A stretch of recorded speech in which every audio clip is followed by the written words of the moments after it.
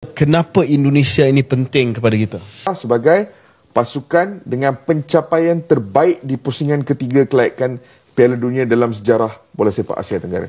Minta maaf cakap lah, Indonesia memang tak boleh lawan tu. Sanjungan demi sanjungan diberikan untuk Timnas Indonesia. Sejak Timnas Indonesia bersinar membawa nama ASEAN di kancah dunia, semakin banyak pula masyarakat Malaysia yang berbalik mendukung Indonesia. Dalam hal ini menjelang melawan Australia, orang-orang di Malaysia ternyata sudah tidak sabar melihat Indonesia bertanding dalam lanjutan kualifikasi Piala Dunia Zona Asia. Langsung saja kita simak hanya di Starting ID. Kalau Malaysia jumpa Indonesia, siapa akan menang? Malaysia jumpa Indonesia. Kalau under 23, ni saya punya honest lah. Jangan Indonesia kalau under 23. Aduh, baik. Orang Malaysia kan ni? Kalau senior team? Senior team, kita akan support Malaysia. Okay, Malaysia lah. Satu tentang Indonesia yang baru-baru ini mencipta sejarah. Indonesia adalah satu-satunya wakil Asia Tenggara di peringkat pusingan ketiga kelayakan Piala Dunia, the final stage. Dan baru-baru ini mereka mencipta sejarah sebagai pasukan dengan pencapaian terbaik di pusingan ketiga kelayakan Piala Dunia dalam sejarah bola sepak Asia Tenggara.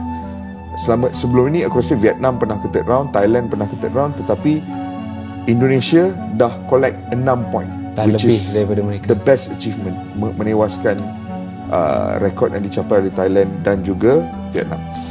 Indonesia window kali ini mereka tewas di tangan Jepun, dan kemudiannya Indonesia menewaskan Arab Saudi 2-0. Saudi Arabia kan? Dengan 2 jaringan daripada bintang muda Marcelino Ferdinand. Di mana kita nak mula, Aiman? Kita breeze through Jepun. Yes. Yang mana aku merasakan sebelum mereka bolos gol pertama tu sepatutnya dah boleh 2-0 di depan. Tapi ia membawakan satu aura dan juga yang membawa jadi satu teaser kepada perlawanan selepas itu, iaitu lawan dengan Arab Saudi, yang mana aku tak tahu Arab Saudi dia tengah ada masalah ke apa ke, ataupun Indonesia memang dah lain macam. Dia boleh jadi antara dua ataupun kedua-duanya sekali. Let's talk about Jepun sedikit. Perlawanan Jepun ni aku tak terkejut. Sebab walaupun Indonesia ada pasukan yang terkuat mereka ke apa, nak lawan Jepun ni is not like kau nak lawan any other pasukan di Asia. Aku letakkan macam ni lah, Aiman. Aku letakkan Jepun di sini, Jepun di sini, kemudiannya gergasi-gergasi Asia lain di sini, termasuk Korea Selatan. Ya.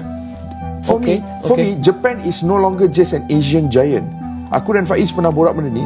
Pandangan kami adalah Jepun sekarang ini is a genuine contender untuk menang World Cup. That's how good they are. That's how good this Japanese team is. Ini adalah pasukan Jepun terbaik yang pernah kita nampak dalam sejarah. The strongest Japanese team in the history of the competition, in the history of football. Dan kalau anda tengok pasukan kesebelasan pertama, anda tengok dia orang punya bench pun dah tak masuk akal dah sekarang ni. So it is no surprise yang pasukan Jepun ini menewaskan Indonesia dengan skor sebegitu. That's why aku cakap lawan Jepun ni jangan expect anything. Kalau dapat mata, kalau dapat cipta kejutan, it's a bonus. Tapi kalau kalah, we pick ourselves and we move on. Biarkan. We move on to the next one because it's Japan. Cumanya mungkin peminat-peminat Indonesia dan aku sendiri yang melihat dari whistle pertama ke whistle terakhir, aku merasakan ada peluang itu jika tidak kerana penjaga gol yang menyelamatkan 2-1 lawan 1. Aku merasakan kalau Indonesia skor dulu, atmosfer pasti sangat-sangat berbeza, dan aku merasakan mungkin Indonesia boleh dapat something daripada perlawanan tu. Just nak cakap aku cukup suka dengan progres Indonesia. Aku cukup suka. Entah kenapa.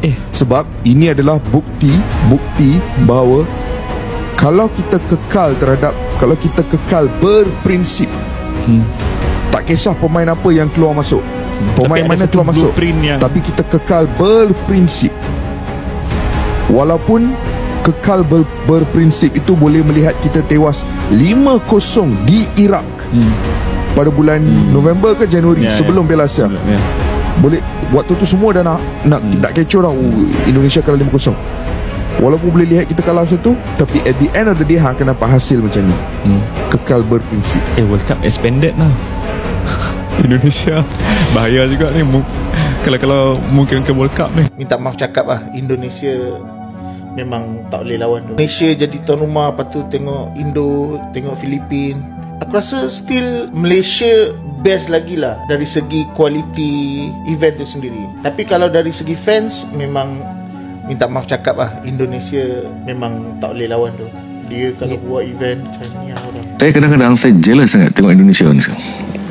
Erick Thohir ni semakin menjadi-jadi kejap gambar dengan orang ni, kejap gambar dengan orang ni, semua ni main kan. Tapi di sana untuk menaikkan bola sepak mereka dalam kedudukan yang lebih baik, kita tak payah ambil orang lain, kita ambil Indonesia je. Okay, saya ingat lagi pada pertemuan dengan Duli Yang Mulia Tengku Mahkota Johor, Tuanku ada berkata titah tu, dia kata Fizal, you tengok, you kena alert je, Indonesia will come. Erick Thohir tengah buat kau-kau. Betul.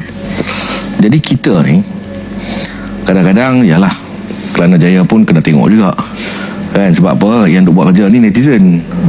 Post Pak Long ni ada di sini, mak dia ni, mereka pun carilah. Sehari tak jadi, benda-benda jadi kan. Kita nampak, kita santai sikit lah kan. Dari segi rekrutmen lah, kena ada orang yang betul-betul scouting yang pergi tengok tu. Dan dia ikut corak apa yang head coach nak. Bukan netizen nenek moyang itu semua dah tak jadi. Dan entah level mana dia main kan. So benda ni sangat penting. Macam Erick Thohir buat, tengok dia scouting sampai ke Belanda, dan pemain tu memang main di first team, bukan biasa-biasa, bukan division 4. So ini yang kita perlukan, scouting yang betul-betul check betul-betul. Recruitment lah penting. Pandangan ni mungkin pandangan jangan salahkan saya pula, ni pandangan. Saya rasa FM boleh sebenarnya melantik Asmoi Bakiri ke. Tak, ini cakap betul ni ex player. Betul. Okey, untuk scouting. Okey, nama dia sekian-sekian ni, duk ada di mana? Okey, hantar pergi tengok betul-betul, pergi check betul-betul. Maksudnya hari tu pergi duduk sana 2 minggu okey settle betul. Mak dia orang Padang Serai, kahwin dengan ni, semua clear. Ni tak, kita selalu buat ni ada ni seorang ni, check player ni nak main, tiba-tiba tak boleh, tak check pula rules dengan FIFA, benda-benda macam ni. Satu lagi persoalan, ada orang yang takkan bersetuju. Apa pula pemain kita nak tak mana. Ini tambahan kepada pemain yang perlu kita bawa masuk.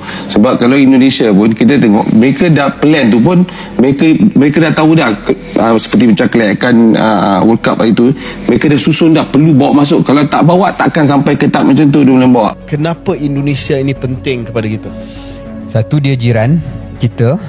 Kedua ialah dia negara keempat paling ramai di dunia. Ketiga ialah negara majoriti Muslim, negara Islam yang paling besar di dunia. Demokrasi kedua terbesar di dunia selepas India. Ya. Diaspora yang ramai di Malaysia 2 juta, mungkin 3 juta. Tengok data apa yang kita pakai, berjuta-juta lah orang Indonesia yang ada di Malaysia ini. Dan dalam satu senario di mana akan ada perubahan kuasa besar di dunia, sudah tidak lagi hanya berpaksi kepada Amerika Syarikat, hanya berpaksi pada Barat. Multipolarity, satu ungkapan dan istilah geopolitik yang guna pakai sekarang. Indonesia merupakan salah satu paksi kuasa di rantau ASEAN ini.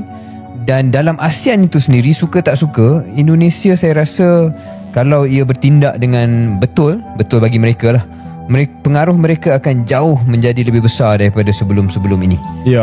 So atas sebab-sebab itu dan sebab-sebab sewaktu dengannya, saya fikir amat-amat mustahak untuk kita bercakap tentang pilihan raya pemilihan untuk Indonesia. Baik, satu mukadimah yang sangat-sangat jelas dan bagus daripada Syaril. Untuk makluman pendengar, pemilihan raya presiden bukan satu-satunya pilihan raya yang akan berlaku di Indonesia, tapi the set of election. Dia akan Which ada, is the first time, right? Mungkin kita silap, mungkin ini, tapi tak silap saya, ini kali pertama kedua-dua pemilihan presiden dan juga DPR, parlimen mereka, Dewan Perwakilan Rakyat, berlangsung pada masa yang sama.